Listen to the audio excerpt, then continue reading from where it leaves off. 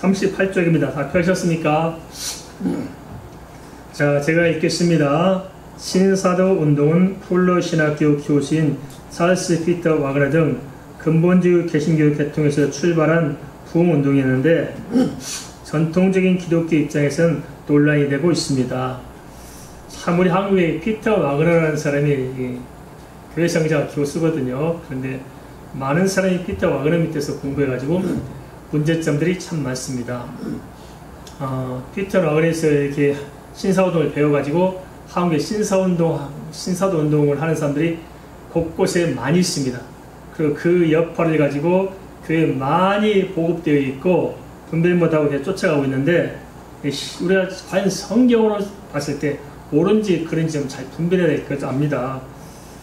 아마 그렇게 하면 무슨 뭐 다 된다고 생각하고 교회 부흥이 안 된다고 그런 데 가서 배워가지고 그렇게 하면 교회 부흥된 줄 알고 막 그렇게 부흥의 수단으로서 뭐 그렇게 배우다가 열심히 하는 것 같습니다. 아니, 그런다고 될까요? 하나님이 살아계십니다. 믿습니까? 하나님이 살아계세요.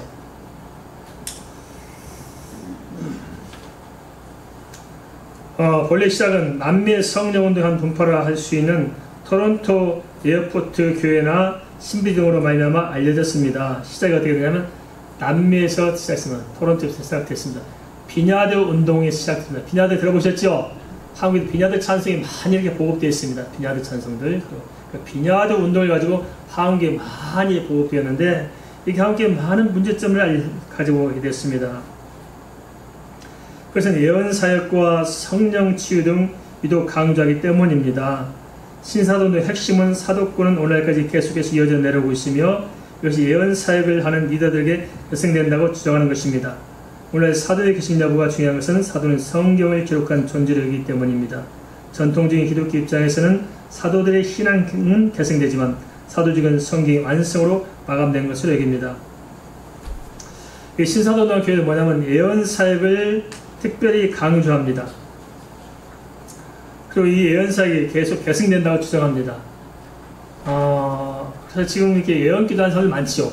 예언기도 한다는 사람 거의 여기에서 나온 사람들이 대다수가 많습니다. 제가 가봤습니다. 어떻게 하는 줄 아십니까? 예언을 가르쳐요. 이 성령의 은사가 있고 우리 타고난 은사가 있습니다. 타고난 은사는 개발이 되는 거죠. 성령 은사는 우리가 개발해서 되는 거예요. 하나님 은혜 주셔야 돼요. 하나님 은혜 주셔야 돼요. 이 성령 은사를 가르쳐서 배운다 돼요. 방언도 가르쳐서 방언 훈련학교에서 방언 훈련을 가르쳐서 주고 예언 훈련학교에서 예언을 훈련해서 배워요. 어떻게 예언하느냐? 가르쳐요. 그럼 딱 마주 앉아서 지금 너희 머릿속에 뭐가 떠오르냐? 자꾸 머릿속에 떠오르는 생각을 자꾸 선명하게 보도록 만들어줍니다. 그래서 머릿속에 지금 뭐 색함을 지나가는데 그래서 당신은 사단에 붙들려 있습니다. 빠져나오십시오. 이렇게 예언하는 거예요. 알겠습니까? 예언학교에서 가르치는 방법들이 그런 겁니다. 조심해야 됩니다. 거짓 선지자들은 참 조심해야 됩니다. 제가는 지금 목사가 됐지만 집사님 한 분도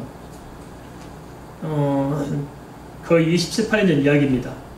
예언기도를 받았어요. 예언기도 빛이 많다고 고민고민하다 보고 예언기도 받는데 예언기도 뭐라 하는 줄 아십니까? 빛이 그때 1800만이가 됐어요.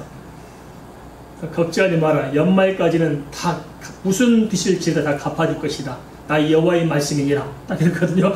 그러니까 이 사람들이 믿음도 좋아요. 그 말을 그대로 믿고 연말까지 하나님 무슨 빚을 지다 갚아준다 해서 빚을 또 없고 뭐 냉장고도 사고 세탁기도 사고 이사 다 했어요. 지금까지 못 갚아가지고 지금까지 하더라고요. 하나님은 우리에게 무슨 그런 만족을 주고 그런 예언기도 하십니까?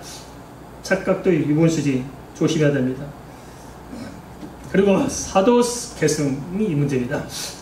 사도를 보세요. 사도는 예수님께서 직접 세우셨죠. 그 다음에 유다가 배반함으로 맞대를 세웠죠. 끝났어요.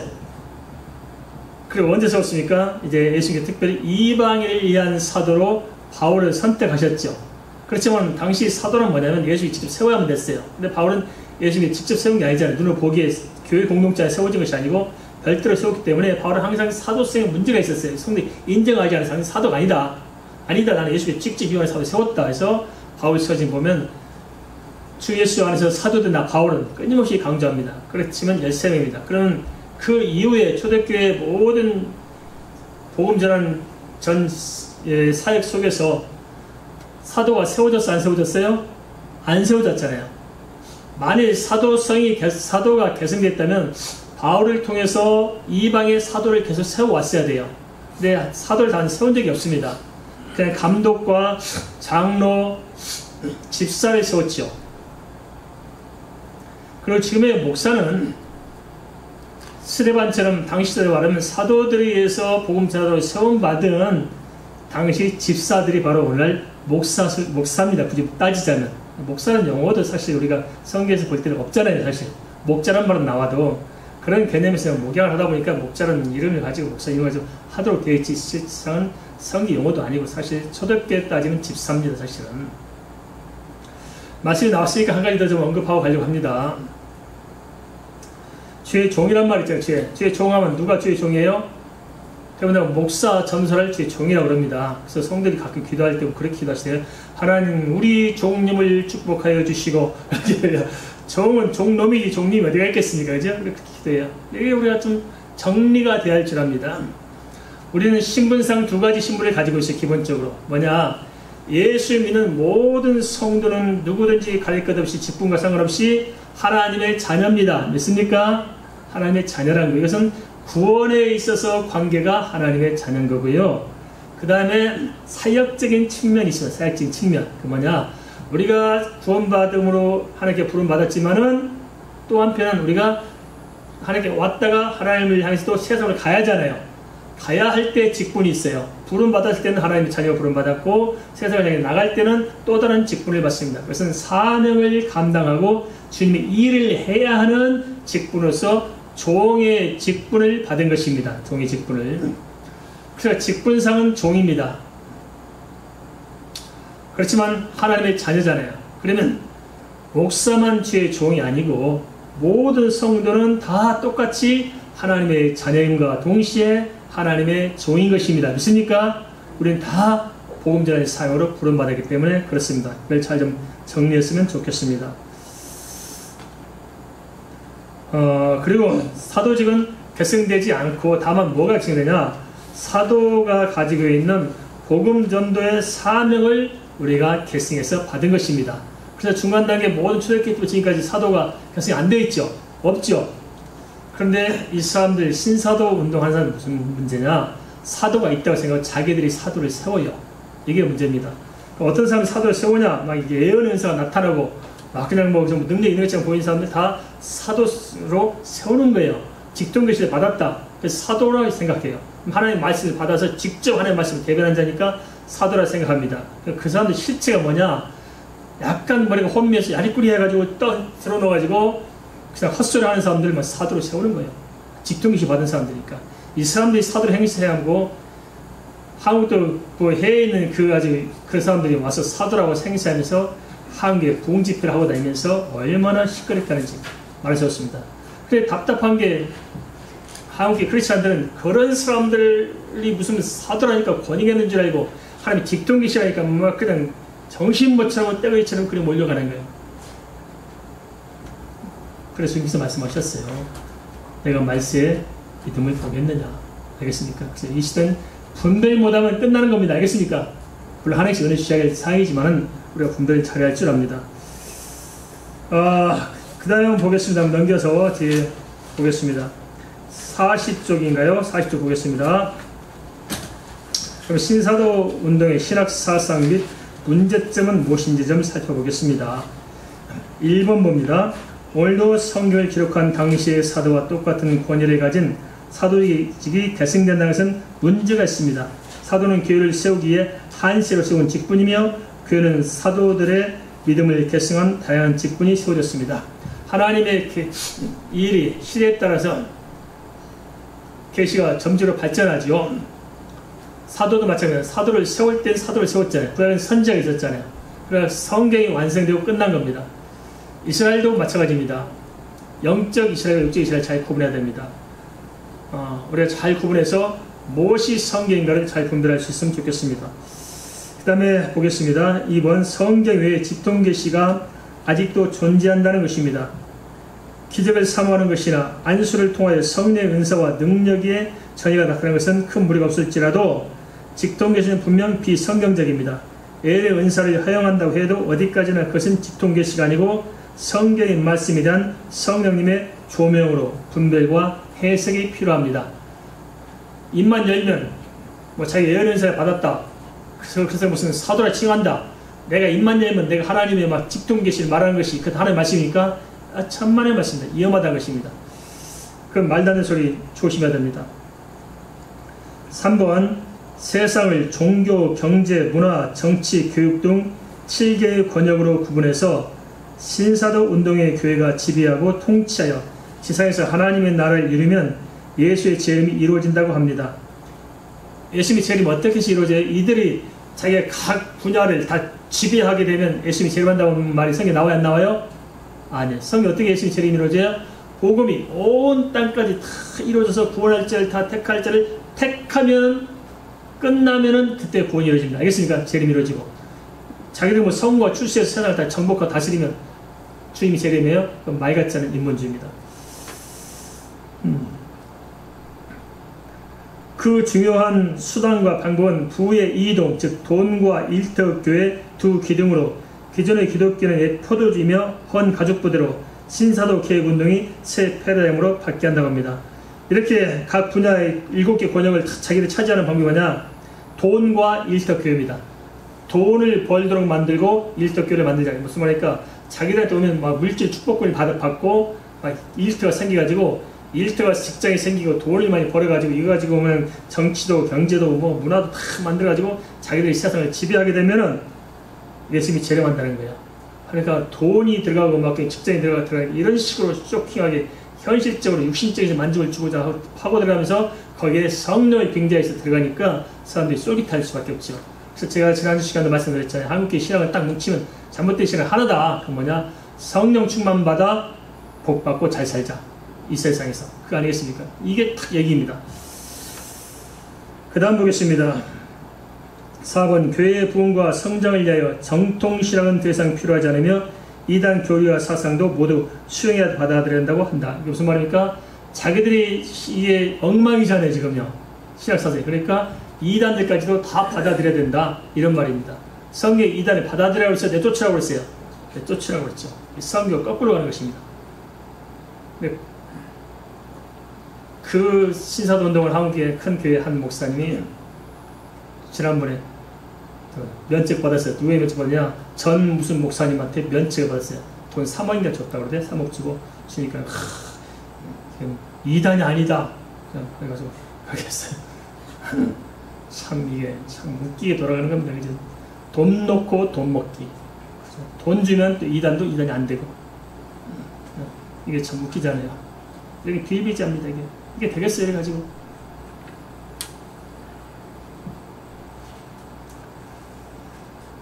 5번 종말적으로 신사도 운동의 교회가 크게 부흥돼야 종말이 온다고 주장합니다. 자기들이 말하는 신사도 운동하는 교회들끼리 연합해서 자기들 교회들이 그냥 부흥하면 그때 종말이라고 그랬어요. 그렇게 말합니다. 성경이 뭐라고 말합니까? 말세에 믿음을 보겠느냐. 마지막 때 이 신사도 교회가 부흥해요. 교회들이 줄어들어가요? 줄어들어가요. 반대로. 우리는 열심히 전도해야겠지만 성경은 반대로 이야기해요. 말세에 가면 딱 믿음이 보기 힘들어요. 우리도 그렇잖아요. 이 조그만 코로나 하나 때문에 다 믿음을 떠나잖아요. 한국교회 평균적으로 반타적이 났대요. 반타적이. 믿음 있는 거예요? 없는 거예요? 사실 교회 가서 예배한다고 코로나 걸려요? 전혀 안 그래요. 교회는 정말 안전하거든요. 마스크 끼우고 간격이 다 떨어져 있지. 손 소독하지, 뭐 소독 다 하지. 오히려 교회는 정말 안전지대. 그런데도 불구하고 이렇게 코로나 핑계 잡고 다 도망가잖아요. 이렇게 예배 안 하고. 참 씁쓸합니다. 그 다음에 6번 성경을 알레고리적인 비유로 해석합니다. 성경을 자기 마음대로 해석하는 거예요. 그게 문제가 생겼고요. 7번 무슬림이 쳐들어오면 그들 중 80% 이상이 죽는 전쟁이 일어날 것이고 그 전쟁이 바로 아마겟돈 전쟁이라 합니다. 성경은 군사적 전쟁이 아닌 영적 전쟁이 말한다. 이 말 무슨 말이냐? 마지막 시대 아마겟돈 전쟁이 온다는 거예요. 이슬람이 쳐들어와가지고 자기들하고 전쟁에서 80% 죽는 실질적인 전쟁이 있다는 거예요. 이게 참 웃긴 겁니다. 아마겟돈, 지금 무깃돈이라는 건 알잖아요. 무깃돈. 우리 말씀드린 무깃돈은 그 평원이 있어요. 거기에 전 이스라엘이 막 쳐들어와요. 군사해가지고 탱크도 몰고 막 총도 하고 무장하고 막 포탄 가지고 와요. 그럼 이쪽에서 또 일어나서 싸워서 전쟁한다는 거예요. 웃긴 이야기입니다. 아마겟돈에서 전쟁할 만큼 땅이 안 돼요. 알겠습니까? 말하자면 우리 좋은 교회 이만한 사이즈에서 뭐 남한 일개 사단과 북한 일개 사단이 와서 전쟁 벌인단 말이에요. 똑같아요. 말이 되는 소리입니까 이게? 성경에서 말하는 것은 뭐냐면 영적 전쟁을 이야기합니다. 그게 바로 요한계시록 6장 1절부터 쭉 말탄자들 이야기를 통해서 영적 전쟁을 이야기하고 있는 거예요. 영적 전쟁. 육신적 전쟁이 아니고 알겠습니까? 그런데 이 육신적인 것을 가지고 영적을 가려는 것들 이게 참 답답한 노릇입니다. 그 다음에 8번 신사도 운동의 지표는 쓰러짐, 울부짖음 등 광신적인 것인데 쓰러지지 않는 사람은 쓰러지도록 유도하거나 일부러 넘어뜨리기도 합니다. 저도 아는 목사님이 하도 사대에 가서 저희 사람 둘이서 신혼초에 집회에 참석했거든요. 그 붕해한다고.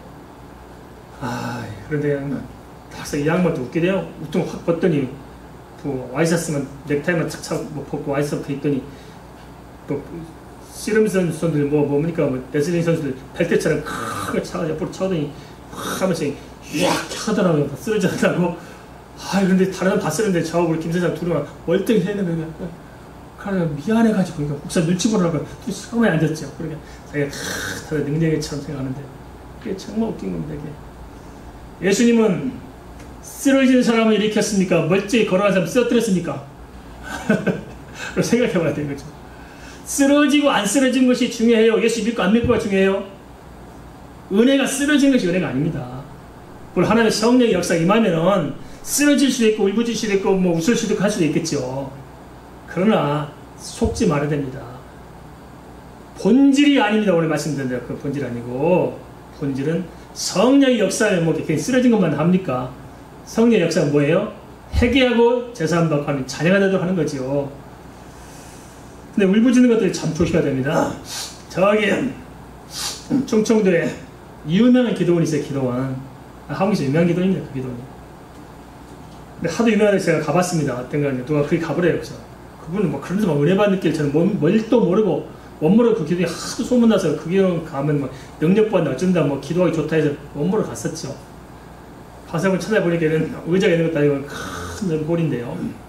그 예배당에서 하는데 그 목사님이 이제 예배를 인도하는데 설교도 없더라고요. 찬송을 부르면 얼마나 찬송을 크게 부른지 찬송을 부르니까 갑자기 좀 있다 보니까 한 10대 후반쯤 되는 애들이 한 2명이 예배당을 벽 쪽으로서 막 뛰어다니면서 웃고 뛰면서 막 정신없이 뛰어다니니까 또 거기 있던 사람들이 또 더불어 같이 그에 따라서 막 뛰어다니고 하고 다니면서 막 그냥 뒹굴기도 하고 웃기도 하고 막 웃으라면 웃고 막 그냥 웃음에 임했다면 웃어야 되고 뛰라면 뛰고 막 해서 성리 임해서 뛰어다니라고 할 때 막 정신이 뛰어다니고 또 지금 난장판이더라고요.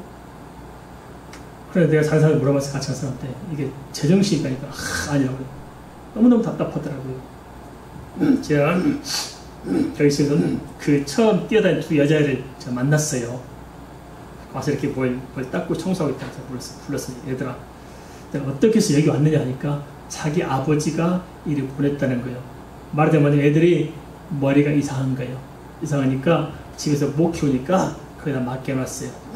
그런데 왜 네가 정신 뛰어다니냐 했더니 그 목사님이란 걸 자기가 탁 하면 뛰어다니라고 짰대요. 그래가지고 탁 하면 뛰어다니라고 했대요.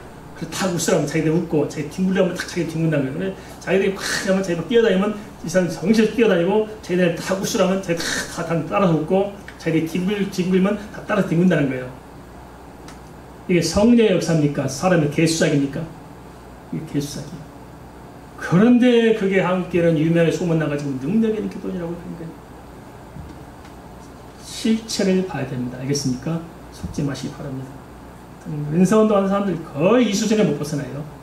은사가 없다는 거 아닙니다. 성령 은사, 예언 은사, 방언 은사 다 있죠. 그런데 가짜들이 진짜를 망가뜨리는 게 문제가 심각하다는 것입니다. 9번 이유 없는 웃음 등 성의 역사로 이기거나 이빨이 금이빨로 변했다고 하는데 실제로는 금이 검출되지 않았습니다. 집회 중 금가루 휘날린다고 하는 것도 사실은 특수 분장이 가짜 금가루를 이용한 사기입으로 판명되었습니다. 이빨이 멀쩡한 이빨이 금이빨로 바뀐대요. 성이 임해서 증거한 거예요. 한번 여쭤보겠습니다. 멀쩡한 이빨 빼고 금이빨 받고 살 사람 손 들어보세요. 있어 없어요? 금이빨이 좋아요? 멀쩡한 이빨이 좋아요? 멀쩡한 이빨이 좋죠. 무슨 성령님께서 멀쩡한 이빨 다 이상하게 만들어서 금이빨로 바꾸겠습니까? 근데 실제로 금이빨이 된 것도 아니에요. 자기들이 막 놀아줬다 보니까 막 금이빨이 나오고 이렇게 소문낸 거죠. 그러니까 성령 역사 막 임하니까 막 이빨이 금이빨이 됐다. 금이빨이 되건 안 되건 그것이 하나님 앞에서 우리의 영혼의 구원과 영적 은혜와 관계 있어 없어요? 없어요. 근데 왜 이런 걸 가지고 그렇게 기독교를 저속한 기독교, 타락한 기독교로 만드는지, 이게 다 사단의 역사 아니겠습니까? 조심해야 됩니다. 성령이 임하면은 잘 이해해야 됩니다. 우리 한국에 성령을 잘못 이해해요. 성령 충만하는 것이 무슨 말입니까? 어떻게 이해해요? 감독이 충만해가지고 내가 마비된 사람을 성령 충만하다고 그러는 거예요. 그러죠? 성령 충만하다 보세요. 내가 마비돼서 예수에 미치하던 데서 내가 마비돼서 그냥 아무 생각이 없어서 완전히 그냥 뭐 공산당 사상교회 돼가지고 하는 것처럼 내가 마비됐네. 애들처럼 생각이 없어요. 가라면 가고 사람은 사면 이러가지고 성령 충만한 사람이에요. 그게 아닙니다. 성령께서 우리에게 오셔서 우리 예수 믿게 하는 것도 기계적으로 쉽습니까? 확 성령 충만해서 믿는 거 아닙니다. 우리의 이성, 감성과 지성과 의지를 가지고 대화하는 거예요. 예수 믿도록 대화하고 설득하고 만나고 대화하면서, 그래서 우리가 깨달아 알고 믿도록 인격과 인격의 만남을 통해서 예수님을 믿도록 하는 겁니다. 성령 하신 거잖아요. 인격적이기 때문에. 그런 예수 믿고 나서도 엉망입니다. 그 인격과 아무 상관없어요.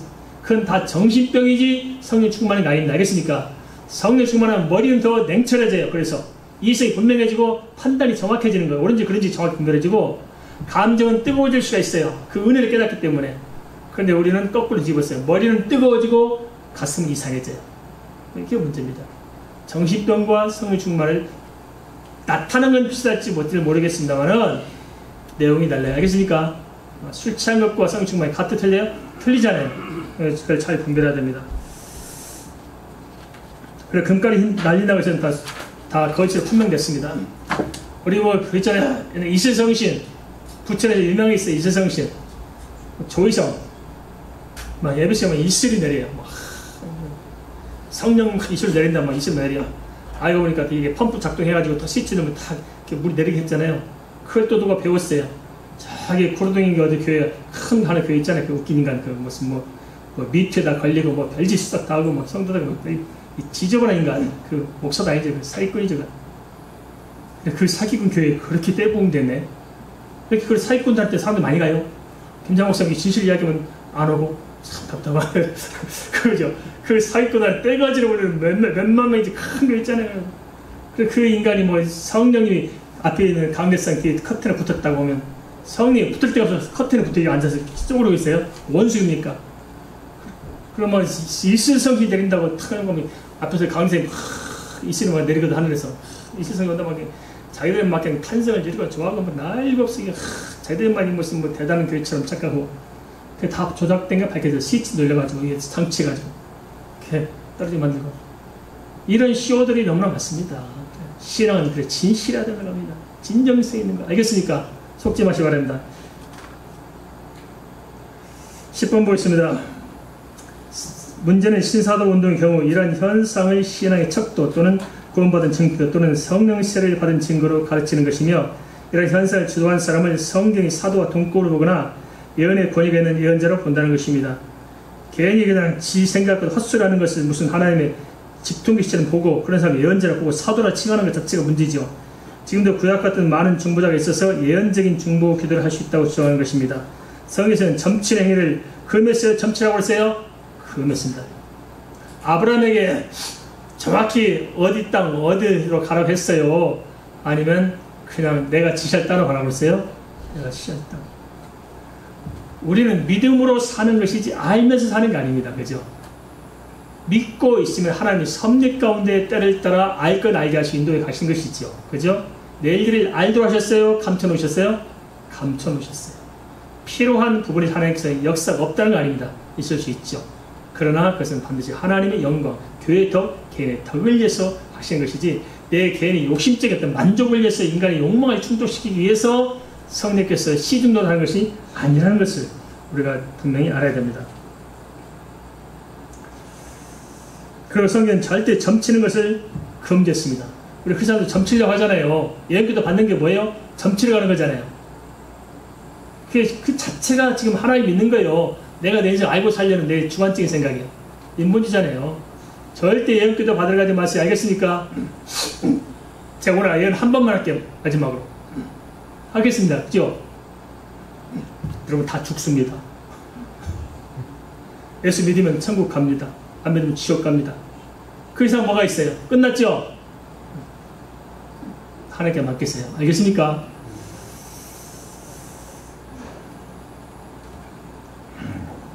그 다음에 보겠습니다. 11번 이들이 주장하는 백투 예루살렘 운동은 세대주 영향입니다. 복음은 한국과 중국을 거쳐 서쪽으로 진군 중에 있는데 중앙아시아를 지나 예루살렘을 영적으로 점령하면 종말이 온다고 주장합니다. 그에 맞게 예루살렘의 성전이 건설되고 구약의 제사가 회복된다고 합니다. 제가 이제 말씀드렸죠. 자 보세요. 예루살렘의 복음운동이 일어나서 복음이 어디에 있냐면 서진에 있죠. 유럽을 해서 미국을 해서 이렇게 쭉 한국을 해서 중국을 해서 이렇게 해서 다시 중앙아시아를 해서 이렇게 쭉 해서 예루살렘을 가죠. 그럼 과연 복음이 서진만 했을까? 동진했을까 아닐까요? 예루살렘이 동쪽으로 복음이 흘러갔을까 안 흘러갔을까? 불교는 뭐 달마가 동쪽으로 까닭은 그때에서 불교가 동쪽으로 전래된 것을 이야기하고 있거든요. 기독교도 마찬가지예요. 서진만 게 서진에 우리가 성경 기록된 것은 바울 사도께서 에스파냐까지 그 복음을 전하려고 했기 때문에 서진만 기록되어 있어요. 동지는 기록이 안 되어 있어요. 동지의 사회를 보면은 지금 중국에도 그 전에 복음이 전해져 있고 카톨릭이 들어오기 전에 예수가 들어가서 중국에 하기 전에 먼저 뭐가 있었어요? 초대교회 성도들이 거기까지 중국까지 와 있었고 그것이 지금 한국까지 와가지고 한국에 지금 대부분가도 그 실제 유적이 많이 있잖아요. 복음이 동진됐다고요. 동진 서진이 한 바퀴 돌아가지고 지금 가고 있었던 것입니다. 사실상. 그래서 그런 영향들이 지금 자료들이 많이 지금 발굴되고 있습니다. 이건 다 엉터리들이 사실. 그리고 물론 그렇지만 복음이 지금 됐었는데 인도를 거쳐서 또 예루살렘을 가겠죠. 그렇지만 잘 알아야 됩니다. 성경에 예루살렘에 사는 모든 이스라엘 사람들은 마지막 시대에 단체로 구원받는다고 했어요. 구원이 개별적이에요? 개별적이에요. 이스라엘 인중이 뭐 단체로 구원받는다? 말도 안 되는 소리입니다. 예루살렘에서 뭐 유대 성전, 뭐 이렇게 헤롯 성전이 무너진 것을 다시 재건하면은 그쪽으로 예수님이 재림하고 이스라엘 민족은 단체로 구원받는다고 주장한 것이 이 세대주의 생각들입니다. 아닙니다. 예루살렘 성전 건축 그건 우리 기독교는 아무 상관없고 그것은 유대교 성전입니다. 알겠습니까? 아무 상관없어요. 또 구원은 1대1 개인적인 것이고 혈육적인 이스라엘이 중요한 것이 아니고 영적으로 예수 믿는 우리가 새 예루살렘의 하나님 나라의 백성인 것입니다. 이걸 잘 정리 잘 하시기 바라고요. 그리고 유대인의 사명은 아브라함으로부터 시작했죠.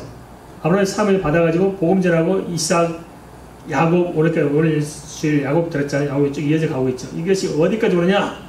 다니엘서 70일을 이야기하는 것이 70일 어디까지냐? 잘 봐야 돼. 세대주 해석이 문제가 심각합니다. 그것은 예 70일에 보여줬을까요? 70일에로 하나님의 구원의 역사가 완성이 되는 거예요. 그럼 구원의 역사의 완성이 어디에 있습니까? 예수 그리스도를 통해서 완성됩니다. 예수님의 십자가와 부활과 성경의 기록이 완성됨으로써 모든 70일에는 완성이 끝나는데 세대주자는 69일을 보고 70일 뛰어다가 엉뚱하게 종말에다 갖다 붙여놓고 전사님만 후생을 찾고 있는 거 아닙니다. 예수 그리스도의 십자가 부활을 통해서 모든 세상의 문제는 구원으로 예수 그리스도를 통한 구원으로 완성된다는 사실들을 성경은 말씀해주고 있습니다. 이해되셨습니까? 70일에 끝난 겁니다. 끝난 거예요. 우리는 끝났죠. 그리고 어떤 사람은 스데반의 순교까지도 보고 있는 사람도 있는데 제 생각은 성경이 완성된 것으로 볼 수 있습니다. 예수 그리스도를 통해서 완성됐고 모든 언약의 자손 언약의 땅이 뭐예요? 예수 그리스도에 맞춰져 있거든요. 아브라함부터 시작해서 왜 가나안 땅에 가요? 언약의 자손 언약을 통해 하나님의 말씀을 통해서 인류 구원을 위해서 딱 맞춰져 있어요. 그게 성취가 딱 된 게 70일입니다. 알겠습니다. 다니엘에서 보여준 70일에. 그래서 이스라엘 백성들의 사명은 더 이상 끝난 거예요. 이제는요. 그죠? 끝났어요. 그래서 흩어버려 예루살렘 교회가 흩어지고 이스라엘 백성들이 다 뿔뿔 흩어지게 만들었잖아요. 끝난 거예요. 이제 놓아두면 자기들이 뭔 것처럼 생각하니까 완전히 참 성이 참 신비한 하나님 섭리가 이스라엘족을 2000년 동안 다 흩어버린 거예요. 끝. 그래서 어떻게 돼요? 결국 예수 믿는 사람들이 새 예루살렘으로 새로운 출발이 딱 이루어지잖아요. 그걸 성경에 보여주고 있습니다. 그럼 예루살렘, 백투 예루살렘, 이 사람들 참, 열심히 좋지만은 좀 안타까운 마음도 없지 않아 있습니다.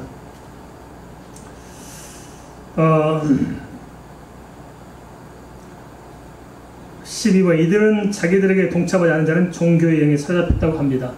누가 할 소리인지 모르겠죠. 13번 신사도 운동이 신학에 대해 갖는 입장은 단순히 현재 신학에 문제가 있다는 것이 아니고 아예 신학은 말장난이라는 것입니다. 그런데 이런 주장을 하는 것은 전 세계의 목회자들은 학문 연구가 아니라 자신들이 주장한 대로 세상 7권역을 정복하여 메시아의 지상으로 소화하는 것이라는 논리입니다. 자기들 7권역을 다 해서 자기들 그것이 잘 되면 한쪽은 돈의 축복을 받고 한쪽은 직장의 축복을 받아가지고 자기들이 정치, 경제, 사회문화 모든 면에서 탄탄한 신사운동주자들이 세상을 다 장악하게 되면은 메시아가 온다고 생각하고, 그래서 모든 목회자들은 뭐 해야 되느냐? 신학을 공부하고 성경 연구해서 말씀을 가르치는 것이 아니고 필요 없고 이 돈 벌린 축복 모아서 신사운동을 하는 그 신비주의 운동을 많이 해가지고 이것을 하는데 앞장서야 된다. 이렇게 몰고 갑니다. 완전히 주의 종도를 타락시켜버리는 운이라 정치의 시는 무서운 집단들, 아주 무섭습니다. 제가 그랬잖아요. 그래서 갈수록 예수 믿기 힘들다고, 그죠? 이게 다 유사복음들입니다. 이게 물밀듯이 그 안에 쏟아들 거예요. 이게 우리는 모르고 쫓아가요. 이게 물밀듯이 쏟아들어옵니다. 이거 누가 막아내요? 이렇게 듣고도 그래도 또 가고 싶죠, 그죠? 잘 알아야 됩니다. 14번 이들의 주장은 예수가 온 의미를 요한일서 3장 8절 마귀를 멸하기 위한 것이라 주장합니다. 이것도 참 문제가 있습니다. 예수가 마귀를 멸하기 위해서 온 것이 아니고 요한일서 3장 8절을 잘 읽어보세요. 예수가 마귀를 멸하러 오신 것이 아니고 마귀의 하는 일을 멸하러 오셨습니다. 이게 무슨 말이냐? 그럼 마귀는 언제 끝나냐? 예수님의 재림으로 말미암아서 마귀의 모든 사단의 세력은 불못으로 완전히 던져지고 그때 끝납니다. 지금 뭐예요? 마귀 일을 멸해요. 뭘로 멸해요? 복음을 전함으로 마귀가 자기 백성 만들기 위해서 막아 세워서 복음을 구원한 일을 하기 위해서 예수님께서 오셨다. 이게 원문의 뜻입니다. 이 사람들은 마귀를 멸한 것을 해석하고 성경을 곡해하기 시작해서 성경을 혼미하게 만듭니다. 자, 여기까지 이제 우리가 좀 이렇게 자꾸 속을 수 있는 것들을 이야기했고, 이제 좀 그동안 오신 분들 머리 골치 아팠죠? 뭐 이렇게 어려운 걸 다루냐? 한번 쭉 읽어보시고요. 그러면 이제 다음 주부터는 이렇게 좀 편안한 것들 하나하나 좀 해가면서 실제적인 말씀으로 좀 정리할 시간을 갖겠습니다. 오늘 이렇게 끝내야 되다 보니까 시간을 많이 길게 해서 양해를 구합니다. 순고합니다. 기도하고 마치겠습니다.